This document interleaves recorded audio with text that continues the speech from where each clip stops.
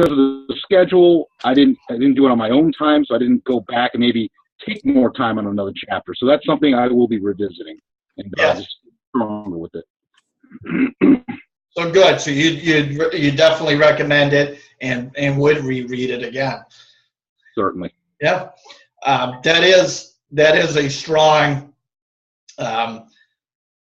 point to make, and it doesn't matter the circumstances. It doesn't matter your age, your gender, whatever idea, whatever achievement that you want to do, whatever dream it is, whatever it is, you don't think about what your past or present circumstances can stop you.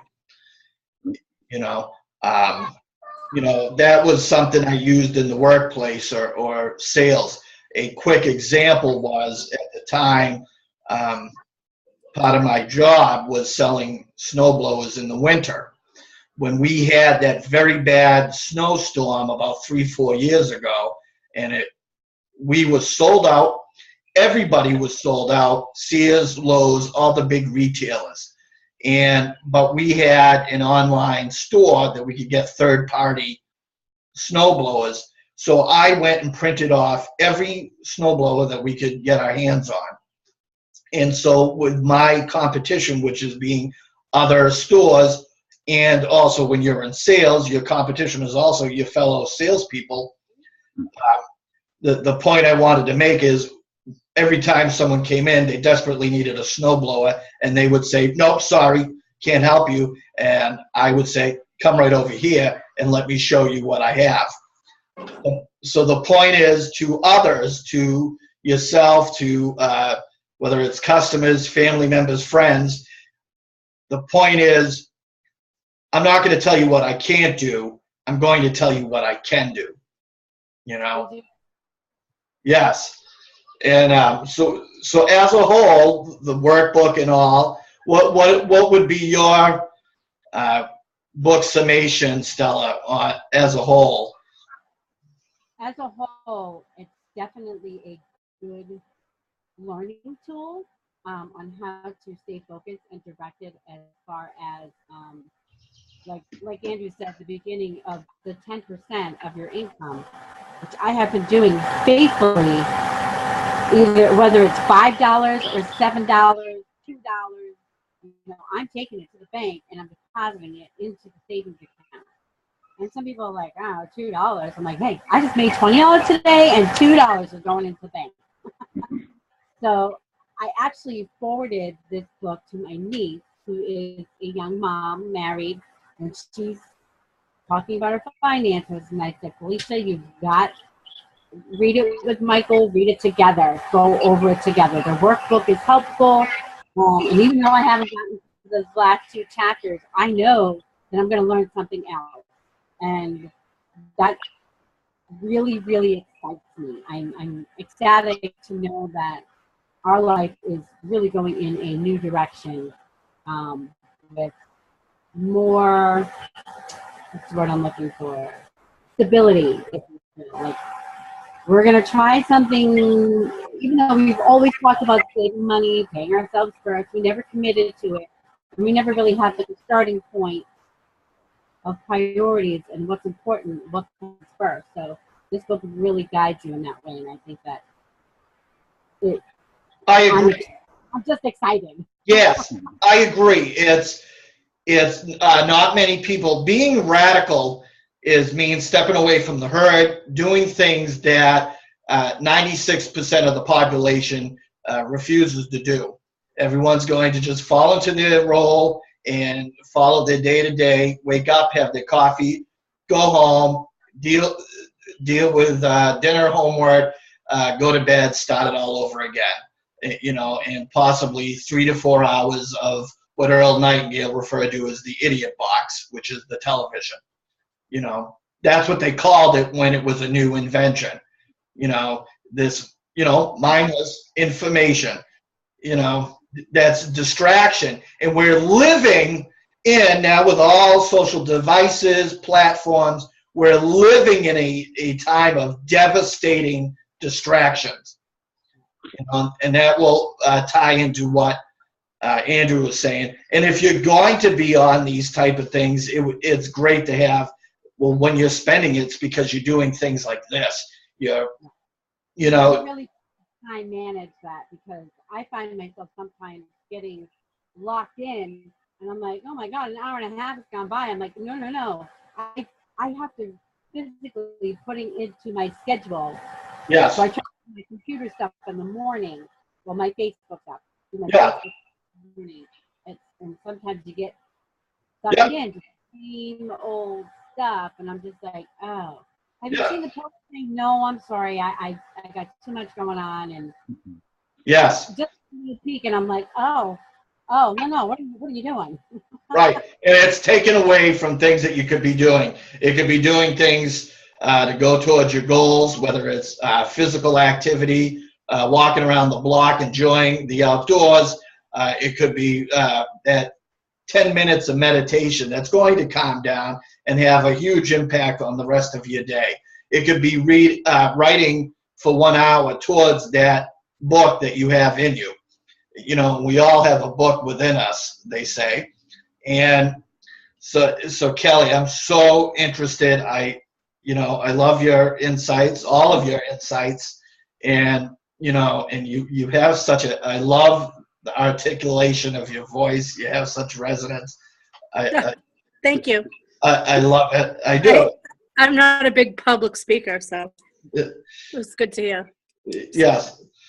And it's nice not to get made fun of for my accents too, because you guys all have them too. But I get it all the time around. Even my kids give me a hard time. They're like, "What do you mean? What do you mean get in the car?" And I'm like, "Yeah, get in the car." Yes. So that's always the biggest word. I know. But so I really like Andrew. I really enjoyed the book. But I do want to go back and reread it. While I was reading it, I tried to read the chapters like more than once. Some of them I didn't get to. Some of them I was reading them, and then I just couldn't. I would like skim through it, and before the call. But for the most part, I did read some of them, a couple times. Again, like everybody else said, the money stuff really stuck with me, and it's something that I've been working on. I think the biggest challenge for me on a personal level with that is, and is that it's not just me. When it comes to the money, that I have somebody else that I have to try to convince of certain things, and it makes it a little tougher when it's just you and that other person's not on board. But I don't let that get me down. I just keep trying to roll with it. But a lot of the other stuff I really enjoyed was the vacuum law of prosperity really stuck with me. Like that was a big thing for me. I think that was my favorite chapter, surprisingly, of the whole book. I don't know why, but like when I read it, I just like really related to it. And just kind of like, the things that you brought up, Dave, like about how, we need to make room for things. And I liked how he equated it to, material things. So it's kind of like, okay, we need to make, get rid of the things that you haven't used in your closet and, and to make room for more. But what I really took away from it, and that also touched upon in the chapter, was like how on a mental level, on an emotional level, you have to get rid of the things that just aren't working. Mm-hmm. To make room for the more, and so I look at it like get rid of that negative stuff to make room for the more positive.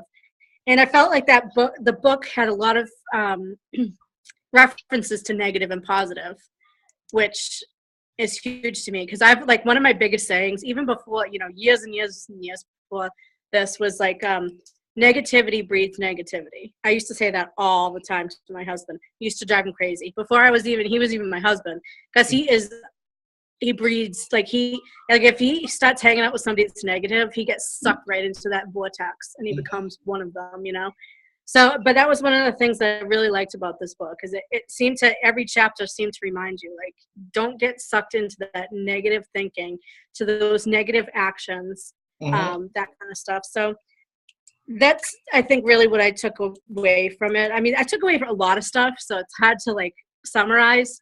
Yeah. I actually sat down to write a little summary today, and it ended up being like 6 pages, so I'm not even going to go through it all. A little summary, huh? That's okay. That's just who I am, though. I write a lot, you know. But I'm the same way, and so I'm trying to be better time management. We got about 2 minutes on this, but it's perfect. The one thing I do want to say, and it's what Stella's already did, also give this forward this book and workbook, or at least the book, to somebody you think that needs it. Also, and possibly our group, if say, hey, this is like-minded individuals and we can grow, but give this book as a gift to somebody that you feel that may be in need. They may not welcome it, they may not be ready for it, but it is there and it's giving room, and you're doing a great deed. You're creating space for more to come into your life. It's circulation, it's reciprocation. The things that we're giving out, when we're giving our very best, when we're giving, it's the universe responds to that, and it's creating a vacuum, and it's going to implode in our life. It's like it says, it's never just from that source, it's just by the act and the feelings. The universe doesn't respond to what we're saying, what we're doing, it's how we're feeling. It's never, you could say, you can say all the affirmations you want every day, but if you don't believe it, if you don't feel it, if you're not expecting, it will never. And that's the one thing with the law of attraction and everything. It's like this. One of the chapters was expect an abundance, and faith is that you believe it will come, and do not ever give up on yourself, your dreams, and your goals. I do look forward to the next book club. We're gonna, the next book, June 9th, a couple weeks away. We're gonna have a lot more people. The call will be expanded. It'll be longer than this 40 minutes. So we have a lot to look forward to, a lot of different people that are not even in our group. And so more people to learn from. And also, I did want to say, I know Shannon wasn't here, but I still wanted to say hello, Shannon. We miss you. And, she's out there kicking some ass and probably doing some lawn work or painting something. But, I wanted to say that, a lot of you I met through that coffee group. And because of Think and Grow Rich, our new book, and that I posted about it, is when Shannon, was commenting or talking to me. She, said, oh, I just got that book and I think I'm going to read that. And, we kind of struck up a slight friendship on that. So when I said I was starting this group, period, she was like, oh, I want in on that. So, so I'm very thankful for all that. The universe works in mysterious ways, and never doubt for 1 second that it's not here for you and to uplift you. But I wanted to thank, yes. So I did want to give a heartfelt thank you to all of you for joining me on this. It's still always learning and get better at it. And, it's always to raise our conscious awareness and just get better at life. Well, thank you to you for doing this. Thank you. Yes, you're welcome. It's my pleasure. It really is. It's my way of giving back. I've had a lot of the new people say to me, they're thinking, well, what's the catch? They keep, this is all for free. And I says, yeah, it's my way of giving back. Catch is you're going to learn something new. That's the catch. It's knowledge. Yes. Knowledge is power. Absolutely. I get so much more. I get a lot out of this. So again, thank you. So we'll be reconvening June 9th. I can't wait. Excellent. Well, have a good night, guys. All right. Bye. Good night, everybody. Good night, everyone. Have a great evening. Bye. Bye.